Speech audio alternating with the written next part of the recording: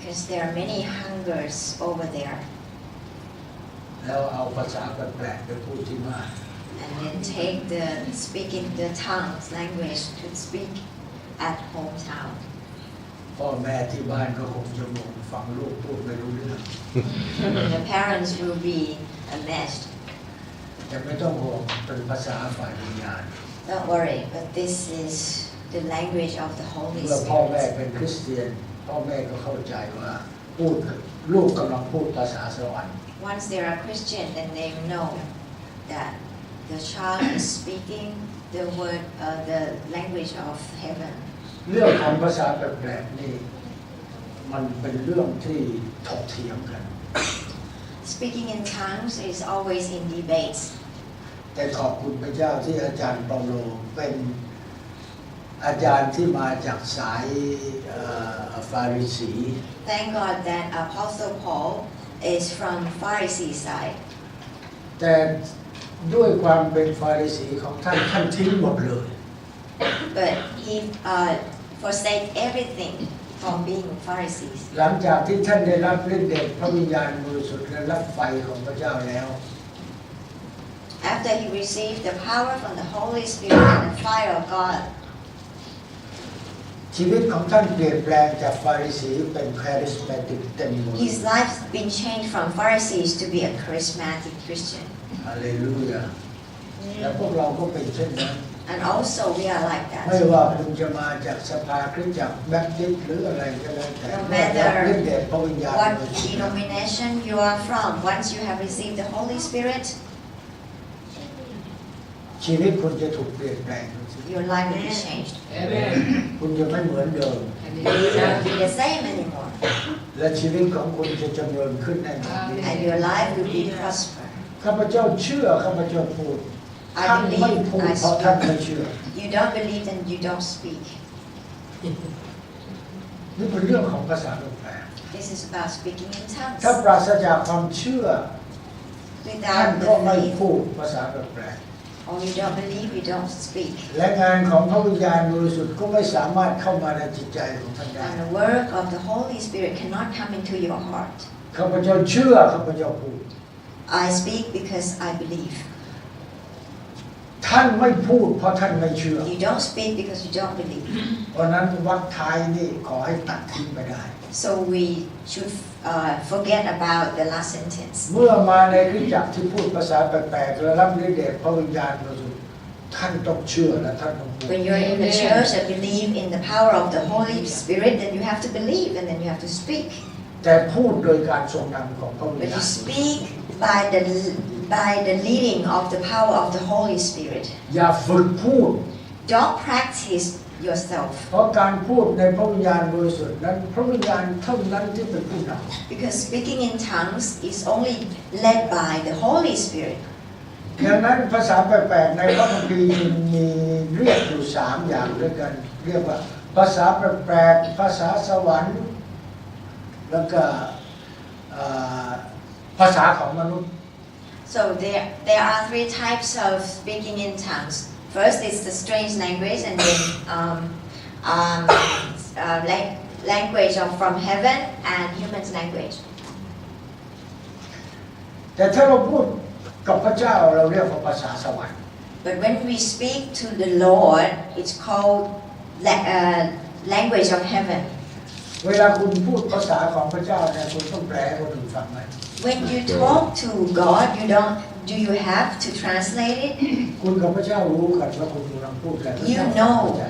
in your heart what you are talking to Him แม้บางครั้งเราพูดออกไปแล้วเราไม่เข้าใจแต่พระเจ้ารู้ even though sometimes when we speak out we don't understand but God understands แต่หลักการมันมีอยู่ตรงนี้จาก1 โครินธ์บทที่13 but the principle is from 1 Corinthians chapter 13 verse เพราะฉะนั้นบอกไว้ว่าและบัดนี้ทั้ง3สิ่งนี้ยังดำรงอยู่คือความเชื่อความหวังและความรักแต่ความรักนั้นใหญ่ที่สุดใน3สิ่งนี้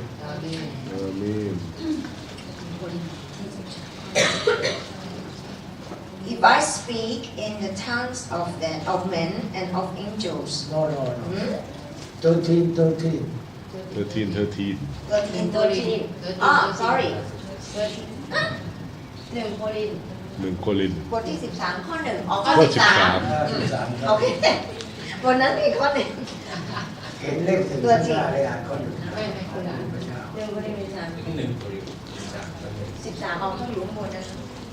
And now these three remain: faith, hope, and love. But the greatest of these is love. เพราะฉะนั้นเราต้องจำหลักการข้อนี้ไว้ให้ดี So we have to remember this principle. ความรักนั้นใหญ่ที่สุด The greatest one is love. แม้ว่าความเชื่อความหวังจะสำคัญแต่ความรักใหญ่ที่สุด Even though faith and belief are important, but faith and hope are important, but the most important thing is love. พระเจ้าต้องการให้คริสเตียนมีชีวิตที่ประกอบไปด้วยความรัก God would like Christians to be full of love. ดังนั้นการจะพูดภาษาแปลกๆได้ก็ต้องมีความรักด้วย So in order to speak in tongue, you have to have love. นั่นเป็นหลักการประการแรก That's the first principle. แม้ข้าพเจ้าพูดภาษาแปลกๆได้เป็นภาษามนุษย์ก็ดีเป็นภาษาสวรรค์ก็ดี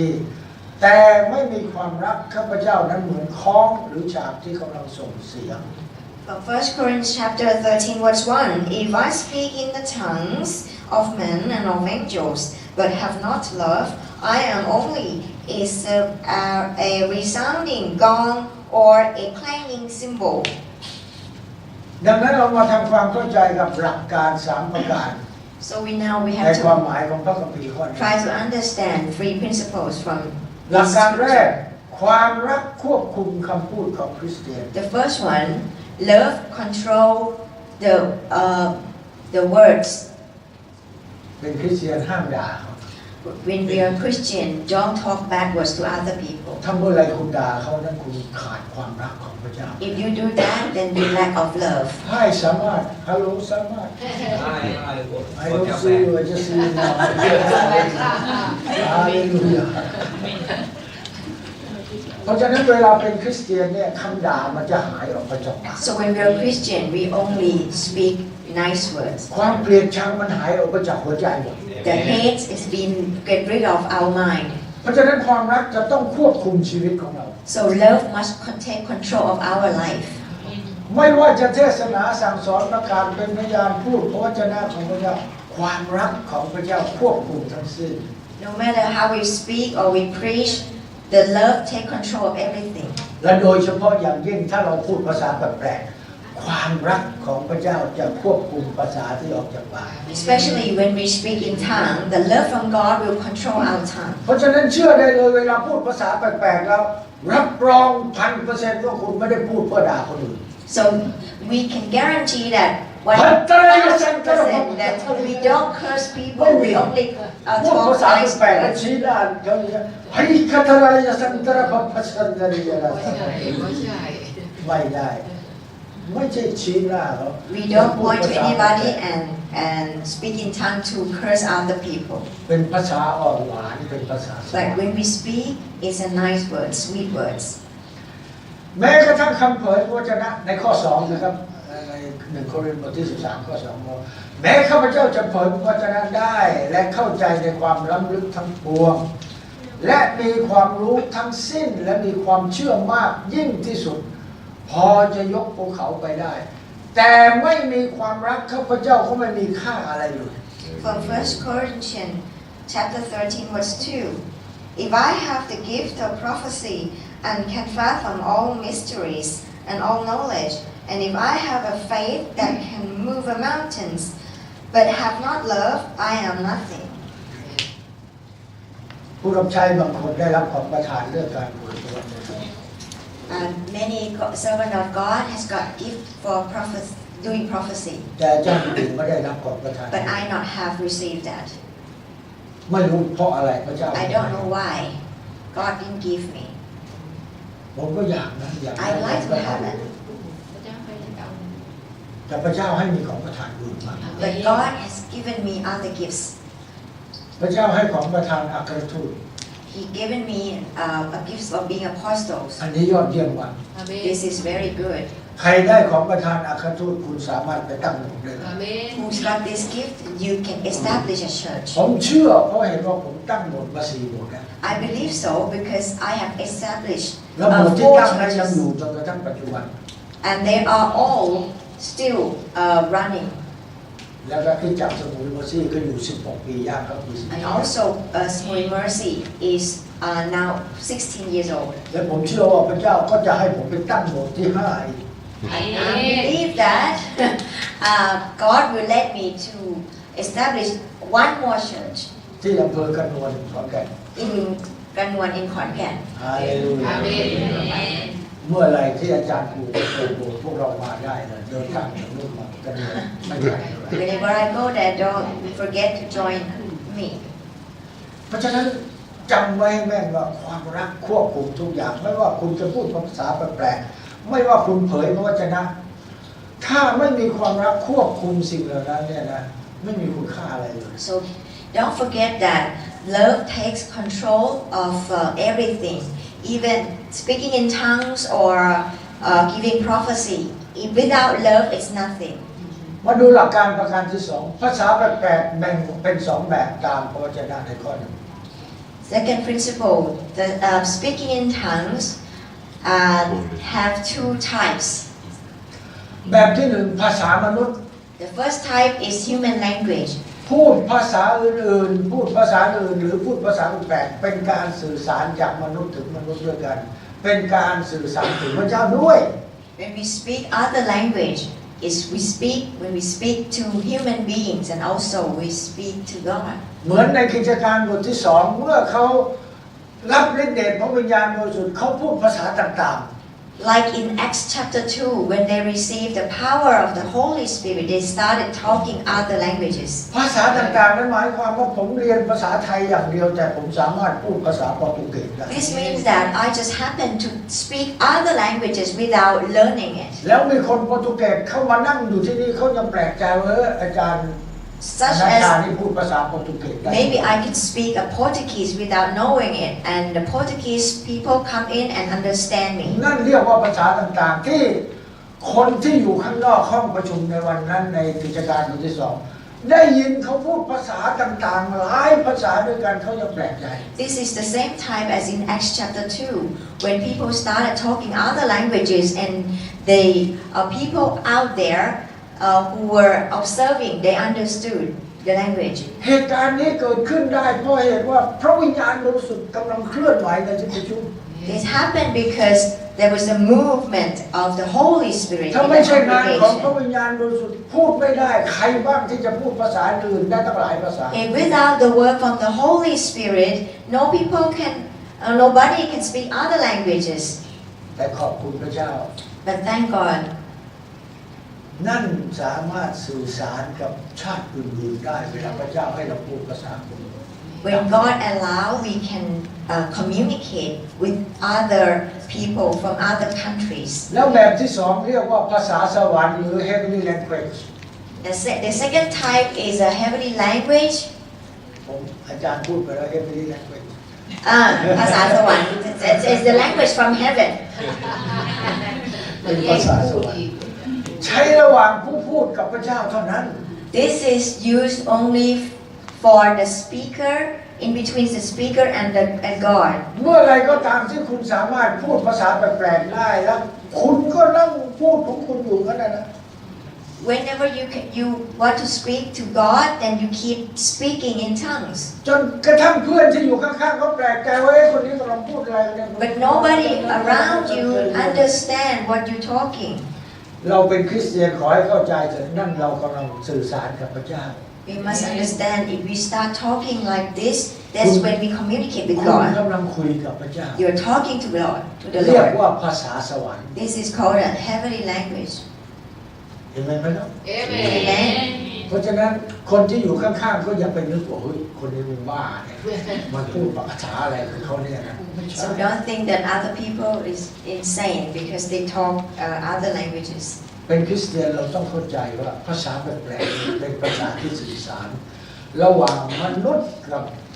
กับทูตสวรรค์ระหว่างมนุษย์กับพระเจ้าระหว่างมนุษย์กับองค์พระผู้เป็นเจ้า As a Christian, we must understand that speaking in tongue is the language in between human beings and the Lord, and human beings and the angels of the Lord. ใช้ระหว่างผู้พูดกับพระเจ้าเท่านั้นเช่นอธิษฐานภาษาแปลกๆร้องเพลงสรรเสริญในภาษาแปลก So when we speak in tongues or when we singing in tongues, that's when we praise the Lord. ในพระคัมภีร์พูดถึง we sing heavenly language we sing the psalm song Yeah. บางครั้งไม่ต้องแปลก็ได้เพราะอาจารย์เป็นพูดภาษาอังกฤษไปซะแล้ว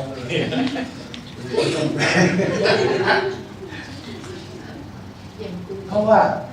บางครั้งเราร้องเพลงในภาษาแปลกๆได้ So sometimes we sing in the tongues. แล้วเราก็สรรเสริญพระเจ้าเป็นภาษาแปลก And we can also praise the Lord when we speak in tongues. เวลาคุณนั่งอธิษฐานกับพระเจ้าบางทีคุณร้องเพลงออกไปเป็นภาษาแปลก When we pray to the Lord, sometimes when we sing ๆ out ไม่ loud ต้อง in ไปส other งสัย language. ว่านี่เรากำลังร้องเพลงให้ใครฟัง No wonder who we are singing to. เรากำลังร้องเพลงให้พระเจ้าฟัง We're singing to God. เพราะในพระคัมภีร์บอกไว้ใน1 โครินธ์บทที่14ข้อ14ถึง17 If I pray in tongues I will sing in my spirit Thanksgiving in my spirit ต้องแปลเป็นภาษาไทยนะเพราะว่าอาจารย์เขาไปเขียนภาษาอังกฤษไว้ว่าเราคนแปลชอบใจในหนึ่งข้อบทที่14ข้อ14ถึง17นะคะถ้าข้าพเจ้าอธิษฐานในภาษาพระวิญญาณข้าพเจ้าก็กำลังร้องเพลงในพระวิญญาณและก็ขอบคุณพระเจ้าในพระวิญญาณเราไม่ได้คิดเองเราไม่พูดเองเราไม่อธิบายเองแต่พระคัมภีร์ช่วยอธิบายให้เรา We don't have to think, we don't have to say it, but in the Bible also have already explained it. ทีนี้มาดูหลักการประการที่3การพูดภาษาแปลกๆได้ผู้พูดย่อมมีผลของพระวิญญาณตามกาลาเทียบทที่5ข้อที่22 The third principle, when we speak in tongues, it means that we have shown the fruit of the Holy Spirit. From Galatians chapter 5 verse 22. สั่งอ่านได้หน่อยสั่ง ส่วนผลของ ที่22 23ส่วนผลของพระวิญญาณนั้นคือความรัก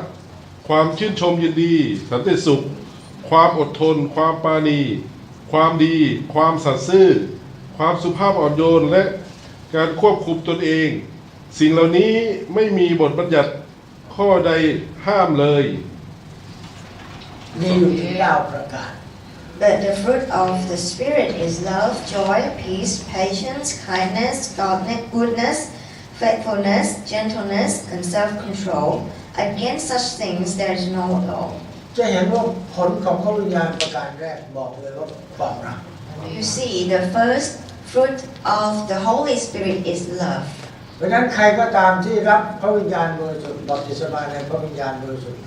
ก็มีผลของพระวิญญาณความรักเริ่มต้น So whoever received the power from the Holy Spirit, the first thing they will have love. คริสเตียนที่ไม่มีความรักต่อพี่น้องแต่อยากได้ของประทานผู้ภาษาแปลกต้องเริ่มต้นการสำเร็จความรักต่อพี่น้องก่อน Christians who don't have love for other people, if they want to be able to speak in tongues, they have to start from love first. ถ้าคุณไม่เคยแสดงความรักต่อกันและกันเลยเนี่ยนะอย่าไปพูดภาษาแปลกเลย If you never shown love to anybody, don't start speaking in tongues. เพราะฉะนั้น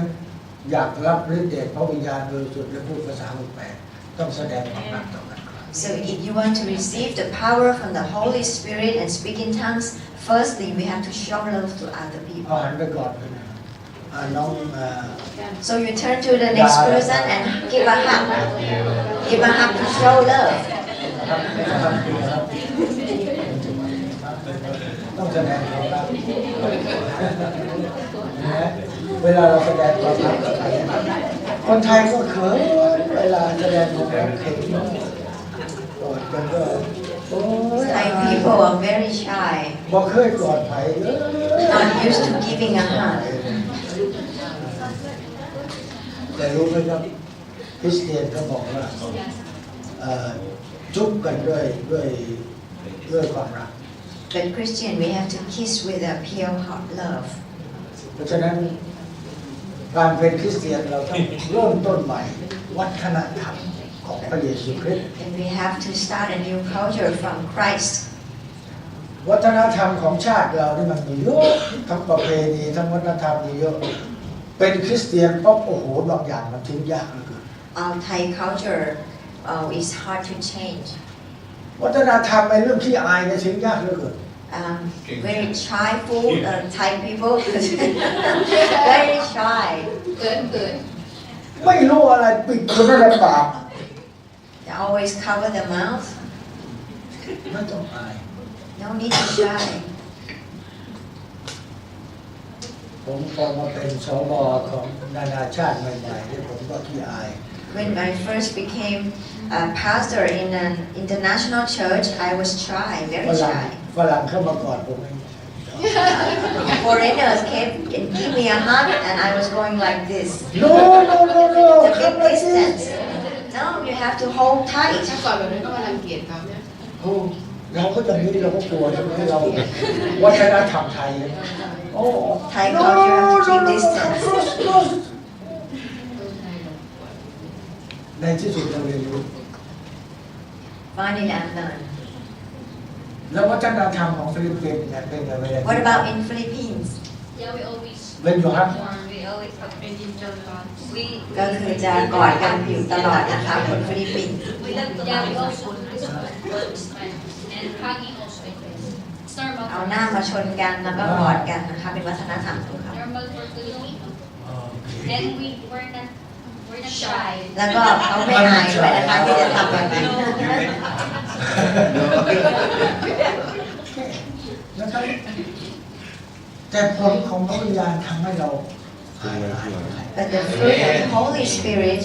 make us forget about shyful. พอเรารับฤทธิ์เดชพระวิญญาณบริสุทธิ์ผลของพระวิญญาณบริสุทธิ์เกิดขึ้นในชีวิตเราโอ้รู้สึกว่าเจอพี่น้องคริสเตียนแล้ว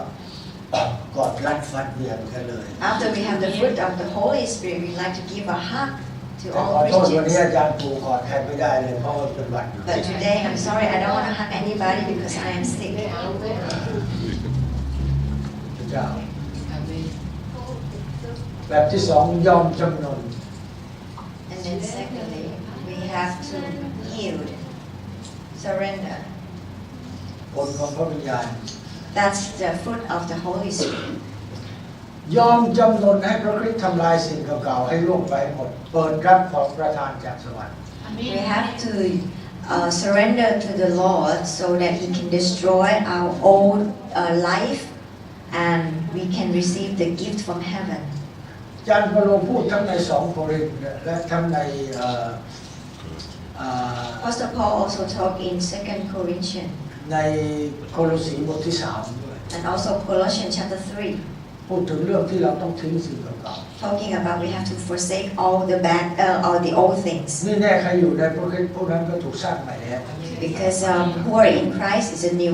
สิ่ง person. เก่าๆก็ล่วงไปนี่ได้การเป็นสิ่งใหม่ครับ All the old thing has passed and become the new things. 2 กาลาเทียบทที่5ข้อ 7ใช่ไหม Second, 2 โครินธ์บทที่ 2 Corinthians chapter 5, verse 5และ 10. ในโคโลสีบทที่ And Colossians chapter 3, 3ตั้งแต่ข้อ1เป็นต้นไปถึงข้อ10ก็พูดถึงให้เรา from verse 1 to 10, ให้เราละทิ้งสิ่งเก่าๆทั้งหมดให้ออกไป talking about leaving our old stuff in life แล้วก็สวมสิ่งใหม่เข้าไป and then become a new person, being transformed. สวมวิญญาณของพระเยซูคริสต์เข้าไปใช้ We have the Spirit of Christ in us สวมเสื้อสีขาวของพระเยซูคริสต์เข้าไปใช้ and put on the white cloth of Jesus Christ. นั่นคือการยอมจำนน That's how we surrender. การที่3เพราะว่าเมื่อพูดภาษาแปลกๆจะเป็นของแท้พูดแล้วมีสันติสุขพระเจ้าฟังได้คนรอบข้างฟังได้ไม่รำคาญและคนที่ไม่เชื่อได้ยินแล้วเขาก็คิดว่านี่เป็นหมายสำคัญที่มาจากสวรรค์ Because when we speak in tongues, the true speaking in tongues, when we speak, we will have peaceful in our mind, and God can listen to us, can understand us. All the people around us can listen to it without being annoyed, and the people who, the non-believer, will see it as a sign, และเราไม่อาย and we don't feel ashamed. เวลาพูดแปลกๆพูดภาษาแปลกเราจะไม่อาย When we speak in tongue, we don't feel ashamed. ถ้าเราอายแสดงยังไม่ใช่ของแท้ If we feel it, it's not the true one. แต่ให้พระวิญญาณบริสุทธิ์เจิมก่อน Then we have to get anointing from พระวิญญาณบริสุทธิ์สัมผัสจนกระทั่งรับฤทธิ์เดชแล้วภาษาแปลกๆจะออกมาเอง So when the anointing comes from the Holy Spirit, and that's when we can speak in tongues. เพราะภาษาแปลกๆนี่เป็นสัญลักษณ์ของการรับบัพติศมาในพระวิญญาณ Because speaking in tongues is one of the signs of receiving the Holy Spirit. ที่ใดมีการรับฤทธิ์เดชพระวิญญาณบริสุทธิ์ที่นั่นมีการพูดภาษาแปลก Amen. Anywhere that they receive the power from the Holy Spirit, over there people will speak in tongues. ผมก็รับพระวิญญาณบริสุทธิ์ทำไมผมพูดภาษาแปลกไม่ได้บางคนก็แปลก Some people say that, oh, I also received the Holy Spirit. Why can't I speak in tongues? หนูก็พูดไม่ได้ฮะ Why not to me? หนูรับพระวิญญาณแล้วนะวันนั้น I received the power of แต่ the พูดภาษา Holy แปลก Spirit ไม่ได้เลย already, but I can't still speak. Why? ขอต่อไปขอ Keep asking. พระเจ้าให้ใน God ที่ขอ will give to the people who ask. พระเจ้าทรงให้กับคนที่หิว He will give it to the hunger. เวลาคุณหิวกระหายเนี่ยพระเจ้าก็ให้คุณดื่มกินไปจาก If you're hungry, God will give it to you. แต่ถ้าเมื่อใดคุณไม่รู้สึกหิวแล้วคุณก็พูดไม่ได้ But if you are not hungry, then you will not be able to speak. มันเหมือนม่านที่คอยบังไว้ไม่ให้คุณพูดได้ It's just like a shade or a shield or the curtain in between, so you cannot speak. เพราะนั้นการจะพูดภาษาแปลกๆได้ต้องมีความหิวกระหาย So in order to be able to speak in tongues, you หิ have วกระหายฤท to ธิ์ be เดชพระวิญ hungry. ญาณบริสุทธิ์และหิวกระหายการรับ Be hungry for the power of the Holy Spirit and fire. การที่สี่หากพูดโดยปราศจากความรักก็เหมือนกับเสียงฉาบเสียงคล้อง If we speak without love, it's just like the symbol หรือเคาะกะลา of as กะลา the coconut shell. Knock knock. บางทีผมก็เขียนภาษาไทยให้คนแปลเขา When you hit the coconut shell, it's like the sound like that. เสียงทีปิ๊บ Or the peat hitting. Or it's like what? A bucket. When you hit the bucket, it's like the sound like that.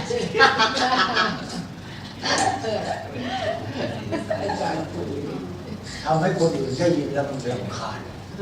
When people heard that, they feel annoyed. และไม่เป็นพรกับคนที่ฟัง Not the blessings to anybody. เพราะว่าคุณไม่ได้พูดออกมาจากความรักเนี่ย Because you don't speak with love. จำไว้ความรักควบคุมคำพูดทุกอย่างของเรา So remember that love takes control of everything. ทีนี้ประการที่สองมาดูพระราชกิจของพระวิญญาณบริสุทธิ์ Now we see the work of the Holy Spirit. ในโลกคริสเตียนปัจจุบันหรือยุคต้นๆก็แล้วแต่ยังคงมีหลักข้อเชื่อที่แตกต่างในคำสอนของอัครทูตเปาโลใน1 โครินธ์บทที่ 14 เรื่องฤทธิ์เดชและภาษาแปลกๆ In these days, or the years and years before, there are still many different belief about the teachings of Apostle Paul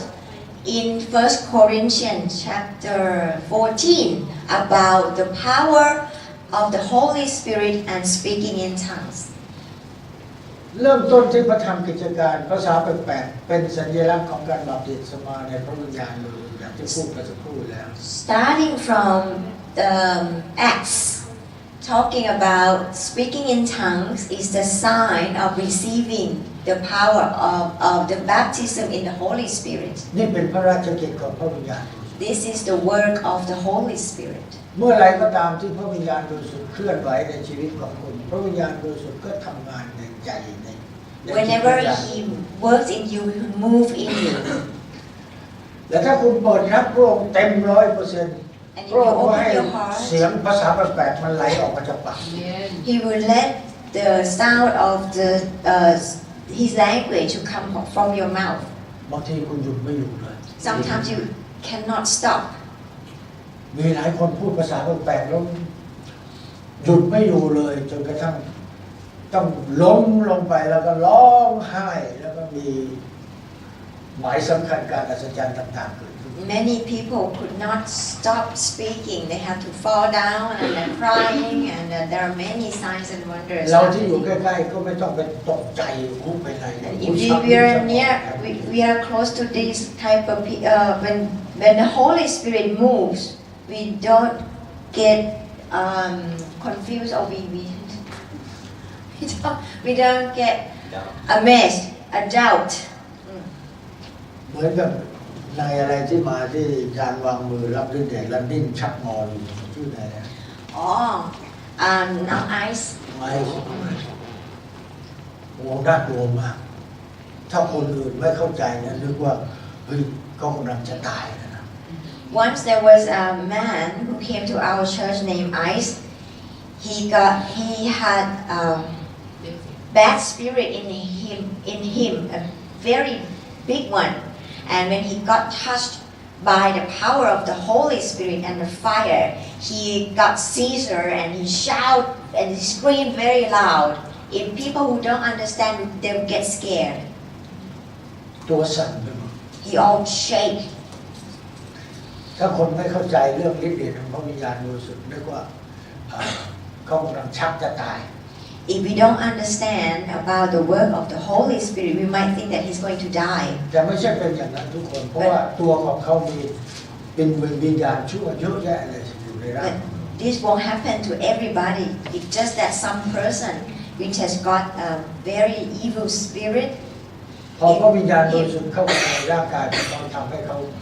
ต่อสู้วิญญาณชั่วต่อสู้ That happened because the evil spirit started fighting with the Holy Spirit. จนกระทั่งวิญญาณชั่วพ่ายแพ้นั่นแหละเขาก็สงบลง Finally, when the Holy Spirit defeat the evil spirit, he subside. ดังนั้นคืนนี้เราจะเริ่มต้นด้วยการรับบัพติศมาในพระวิญญาณบริสุทธิ์ So tonight we will start from receiving the baptism in the Holy Spirit first. เมื่อรับฤทธิ์เดชพระวิญญาณบริสุทธิ์เราก็ร้องขอของประทานในการพูดภาษาแปลก So when we receive the baptized, then we ask for the gift of speaking in tongue. อย่าสอนให้หัดพูด Don't teach other people to practice บาง it. ที่จากเขาสอนให้พูดอ้าปากเลย Some church they teach people to start talking themselves. อย่าสอนเลย Don't พระวิญ do ญาณบริ that สุทธิ์ไม่ให้สอน because the Holy Spirit won't พระ allow. วิญญาณบริสุทธิ์จะเปิดปากของคุณให้พูดออกมา He will open our mouth and move our tongue. ถ้าเวลาเขาสอนให้พูดนะคุณก็พูดแต่ภาษาตรงนั้นนะเหมือนเดิมตลอดเวลา Because if we practice, we will keep talking the same word over and over. แต่ถ้ายังไม่ได้รับก็อ้อนวอนต่อไปทูลขอโดยความ But เชื่อ if you still don't receive, just keep on asking แล้วพระ with เจ้าพอ faith. พระทัยจะให้กับผู้ที่มีความเชื่อ Because God is pleased with the people แต่ who ต้องไม่ลื ask. มว่ามีความรักคอยควบคุม Don't forget that you have to have love first. ได้ไปทำอะไร ถ้าไม่มีความรักก็ป่วยการที่จะได้ของประทาน It's useless if you can speak without love. เพราะว่าของประทานพูดภาษาแปลกๆเนี่ยเป็นภาษาที่เรากำลังคุยกับพระเจ้า Because this gift is for the language that we speak to the Lord. คุยกับพระองค์รู้เรื่อง We can talk to God. เวลาผมอธิษฐานเป็นภาษามนุษย์อธิษฐานไปอธิษฐานไปหมดเรื่องอธิษฐานเนี่ยพระเจ้าก็ให้เป็นภาษาแปลก When I pray and I pray in Thai language, and then I got nothing to say more, and then I started speaking tongues. and pray in tongues. แล้วก็ขอบคุณพระเจ้าพระเจ้าเข้าใจ And thank God He understands me. เพราะว่าอธิษฐานเสร็จแล้วมีใจชื่นชม Because after finish the praying, I feel peace and I feel happy in ถ้า my ไม่ได้ life. มาจากพระเจ้ามันไม่มีความสุข If it's not from God,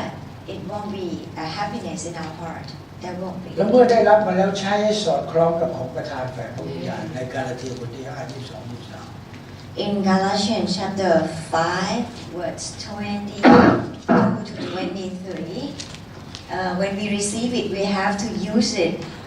together with the gifts from the Holy Spirit. ใช้ให้สอดคล้องกัน We can use it together. ของประทานที่มีความเมตตากรุณาก็ใช้ความเมตตากรุณาให้สอดคล้องกับผลของ The gifts of being ของพระ merciful, วิญญาณบริสุทธิ์ then we have to use it with the gift, this gift. ว่าของประทานฤทธิ์เดชทุกอย่างที่มีมาให้กับเราทุกคนนั้นเพื่องานประกาศข่าวประเสริฐทั้งนั้น Because the gift, the power, everything that God gave us is for proclaiming the good news. ฤทธิ์เดชรับฤทธิ์เดชพระวิญญาณบริสุทธิ์และมีการพูดภาษาแปลกๆนี่ก็ใช้เพื่องานประกาศข่าวประเสริฐ When we speak in tongues, is for proclaiming the good news. อย่าคิดว่าพอได้ของประทานฝ่ายวิญญาณบริสุทธิ์พูดภาษาแปลกๆได้โอ้เราเลื่อนชั้นขึ้นอีกชั้นนึงแล้ว Don't think that if we can speak the whole in tongues, it's not like we're going up another level of being a Christian.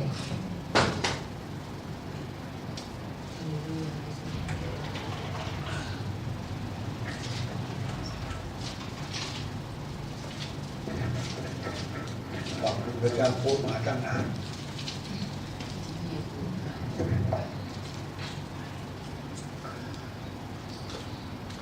ของประทานทุกอย่างใช้เพื่องานประกาศข่าวประเสริฐเหมือนที่อาจารย์ประโลมบอกพูดไว้ใน1 โครินธ์ที่ 9 ข้อ 16ถ้าข้าพเจ้าไม่ประกาศวิบัติจะเกิดขึ้นแก่ข้าพเจ้า Same as in 1 Corinthians chapter 9 verse 16. ได้ของประทานแล้วเอาไปทำลายเอาไปอวดเขาอย่างนั้นเอง Yet when I preach the gospel, I cannot boast, for I am compelled เพราะ to เพื่อพระ preach. เจ้าให้ของประ Woe ทาน to me if I do not preach the gospel. เมื่อพระเจ้าให้ประทานของประทานเรื่องฤทธิ์เดชของพระวิญญาณบริสุทธิ์และภาษาแปลกๆรวมทั้งรับไฟด้วยนั้นพระเจ้าต้องการให้เราไปทำพระราชกิจของพระองค์ When God gave us the gift from the Holy Spirit and the fire of God, He wants us to go and do His work. ออกไปประกาศ Proclaim the good news. วันนี้ก็เห็นเมย์ออกไปประกาศแล้วก็มีแนนซี่ไปด้วยใช่ไหมเด็ก แนนซี่ เห็นในรูปมีแนนซี่ Today I saw Kume going out and do the work for the Lord. ทุกวันพุธเขาจะไปประกาศที่โรงพยาบาล Every Wednesday they go to the hospital กับคนป่วยทุกระดับไม่ว่า and จะ proclaim the good news to all the patients there. รับฤทธิ์เดชแล้วไปทำงานในหน้าที่ Receive the power from the Holy Spirit and go out and do the work. แล้วพระเจ้าก็ยังคงให้ของประทานนั้นอยู่ในชีวิตของเรา And God will still give us His พูดถึงเหตุ gift. ผลสักนิดหนึ่งจากพระวจนะที่มาจากจดหมายของ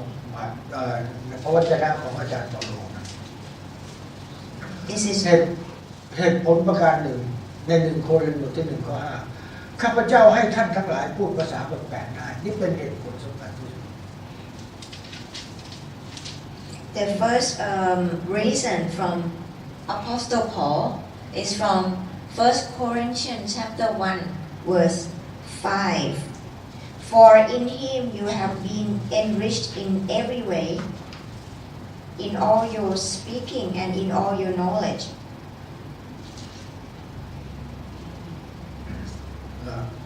แล้วหายไปไหนแล้ว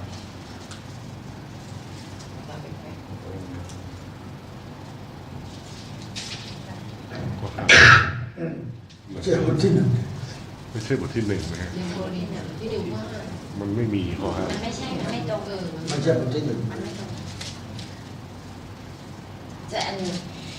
Apostle Paul said that I like you all to be able to speak in tongues.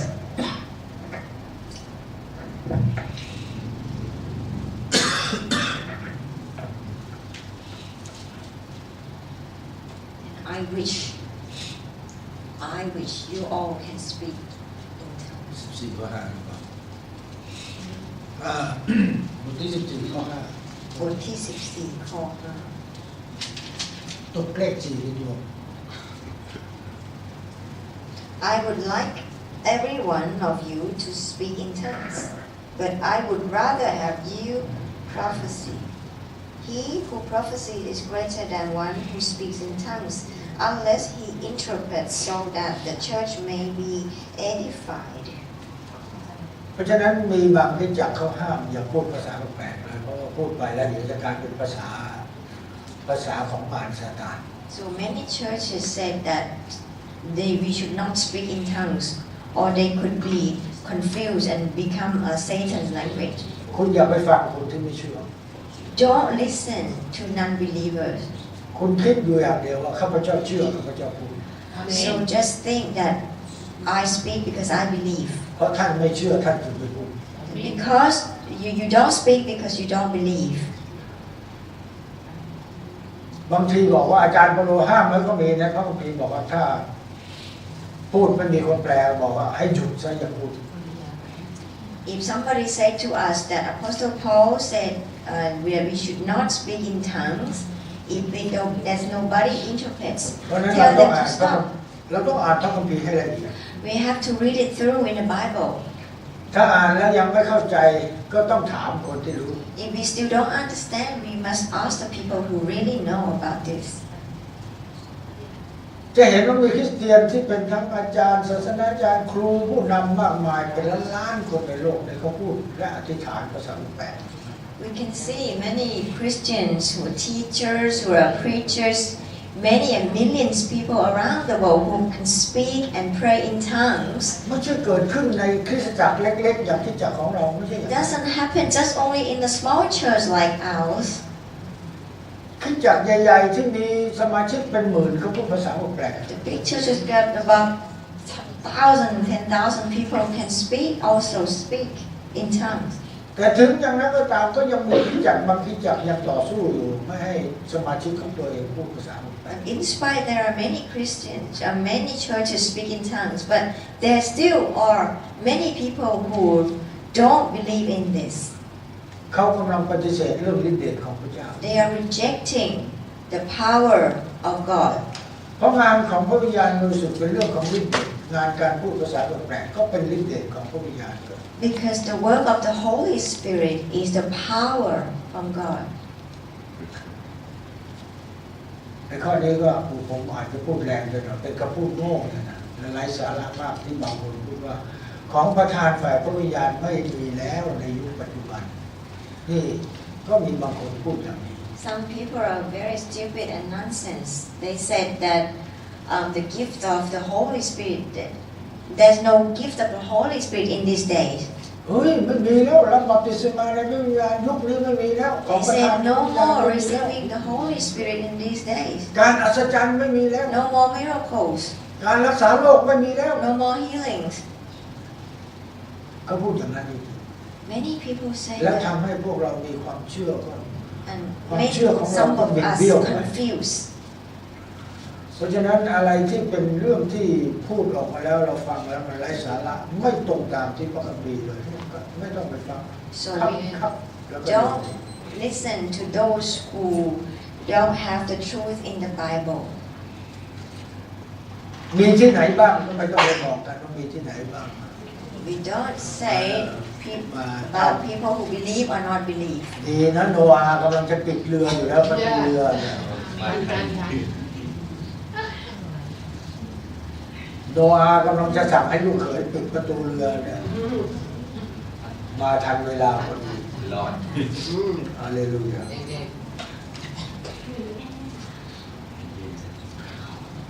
เหตุผลประการที่สอง The second reason,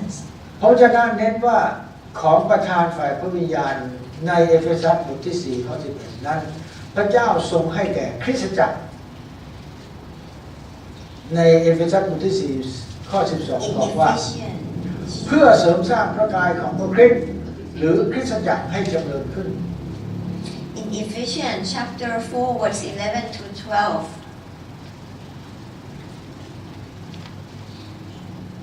it was He who gave some to be apostles, some to be prophets, some to be evangelists, and some to be pastors and teachers, to prepare God's people for work of service. Yeah, to prepare God's people for works of service, so that the body of Christ may be built up. เพื่อเสริมสร้างพระกายของคริสตจักรให้จำเริญขึ้น This is to build up the church. เมื่อเราจำเริญขึ้นคริสตจักรก็จำเริญขึ้น อาเมน When we're being built, that also our church is being built. งานของพระวิญญาณบริสุทธิ์ไม่ใช่ทำให้เรา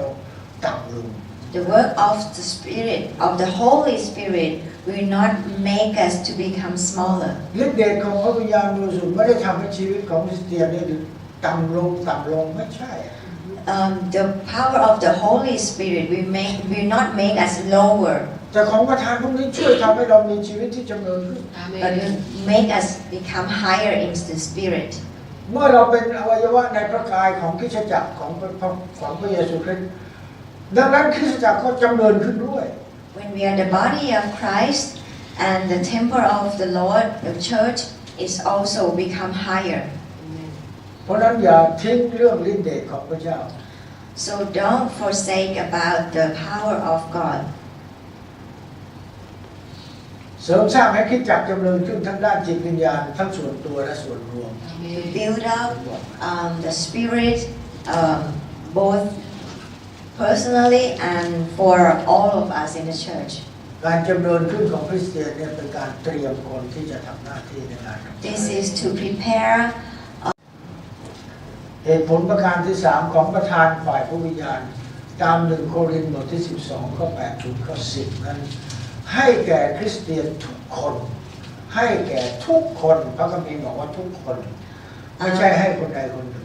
The gift of God from 1 Corinthians chapter 12 verse 8 to 10 is for every Christian, not only a certain person. งานรับใช้มีต่างกันมีกิจกรรมต่างๆกันแต่มีพระเจ้าองค์เดียวกันเป็นเหตุเป็นต้นเหตุแห่งกิจกรรมนั้นในทุกคนบทที่2ข้อ5ข้อ6ข้อ7ก็เพียงแต่เน้นว่าทุกคน This is the gift of God is for everybody. Amen. for everybody Amen. ไม่ใช่ให้สำหรับบางคนเท่านั้นแต่ให้กับทุกคน Not for one person but for all of them. เพราะนั้นถ้าหากใครพูดว่าเขาให้เฉพาะสบแค่นั้นมั้งเนี่ยของประธานพวกนี้ไม่ใช่ให้ทุกคนเลย So when people say that the gift is only for the pastor, that's not true. It's for ถ้า everybody. คุณมีความเชื่อที่จะรับของประธานพวกนี้ได้นะพระเจ้าให้ If you believe that you receive the gift of God, He will give it to you. ดังนั้นที่พระคัมภีร์บอกว่าการสำแดงของพระวิญญาณนั้นมีแก่ทุกคนเพื่อประโยชน์ร่วมกัน So in the Bible say that the revealing of the power of the Holy Spirit is for everybody. ดังนั้นที่จากสมุนเมอร์ซี่เราจึงมาฟื้นฟูเรื่องฤทธิ์เดช That's why we are in a revival of the power of the Holy Spirit together. ใครที่อยากมารับฤทธิ์เดชมาที่นี่ Who wants to receive the power, come here. พอรับฤทธิ์เดชแล้วก็เอาฤทธิ์เดชของพระวิญญาณบริสุทธิ์มากระจายในหมู่ And then take the power of the Holy Spirit to spread in their churches. ฮาเลลูยาเอเมนฮาเลลูยาเอเมนในโบสถ์ Hallelujah, amen, in every church. เอเมน เสร็จแล้วผู้นำก็ลุกขึ้นมาชี้หน้าอย่าดังอย่าดัง And some church, the leader may come up and say, don't speak out loud. สาผู้แข่ Quiet. Be quiet. สมัยเมื่อเกือบ40 ปีนะครับผมรับฤทธิ์เดชแล้วมาจากคริสตจักรสภา I was from a Presbyterian 40 years ago. พาญาติพี่น้องจากสภาไปเข้าค่ายที่ I took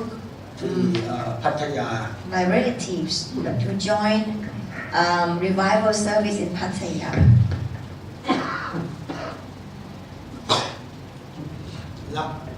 รับฤทธิ์เดชแล้วพอกลับไปนี่ฮาเลลูยาเอเมนในโบสถ์ After receiving the Holy Spirit, we go back to our church and shout out loud Hallelujah in our church. ผู้ปกครองไล่ออกจากโบสถ์ And then the elders chased us away. เลยต้องไปตั้งกลุ่มนมัสการกัน And then I had to set up a new praying group. อันนั้นเราก็ทำไม่ถูก And we did not do things right at that time. พอหมดสภาเขาไม่เอาแล้ว Because Presbyterian, they don't accept this. เราก็รู้แต่ทำไงได้เพราะวิญญาณบริสุทธิ์เร้าใจนะไม่หาได้รู้เลย We knew, but we couldn't help. We couldn't resist ourselves. Shouting hallelujah. เอาแล้วอาจารย์จอย จะหลุดได้แล้วเลย จอยต้องสรุปแล้วทีเนี้ยผมจะข้ามไปสรุปแล้วนะ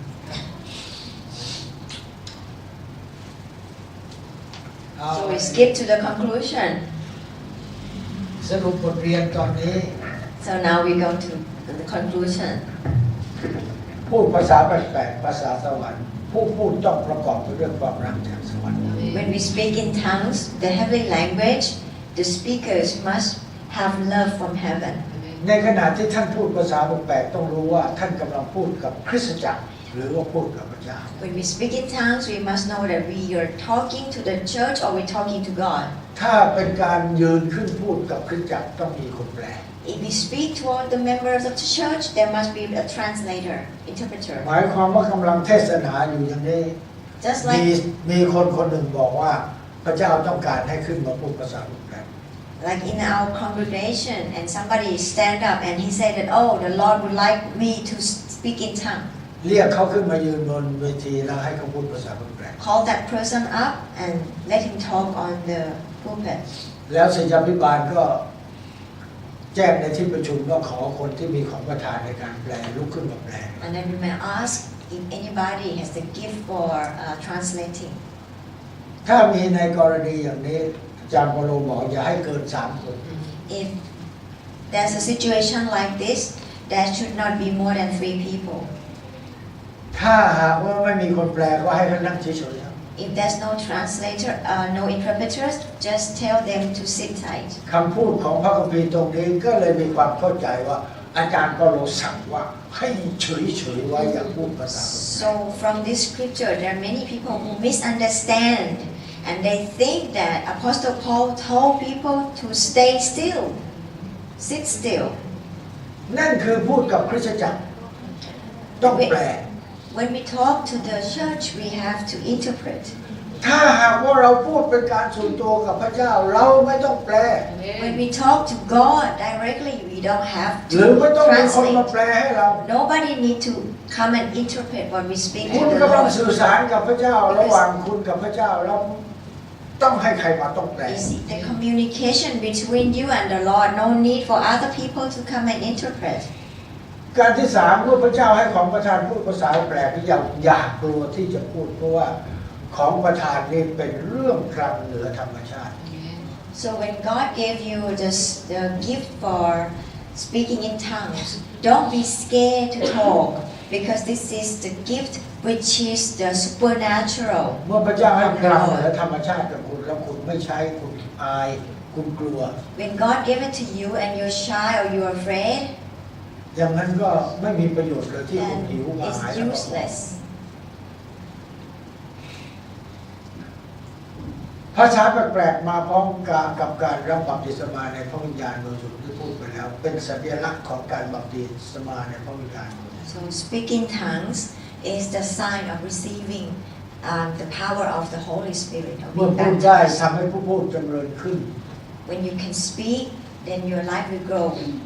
เมื่อเราพูดแล้วเราจะชีวิตของชีวิตคริสเตียนเราจำเริญขึ้นนะเราแน่ใจว่ามาจากพระเจ้าเนี่ย And when we speak, if we grow in Christ, and we can be confident that it's from God. และพระเจ้าของมาไทยเนี่ย And then God is pleased with us. แล้ววันนี้เราจะลุกขึ้นยืนและอธิษฐาน And today we're gonna stand up and pray. ในขณะที่ผมอธิษฐานไปเรื่อยๆอาจารย์จอยจะเล่นดนตรี แล้วพี่น้องก็อธิษฐานขอด้วยขอฤทธิ์เดชแห่งพระวิญญาณบำบัพติศมา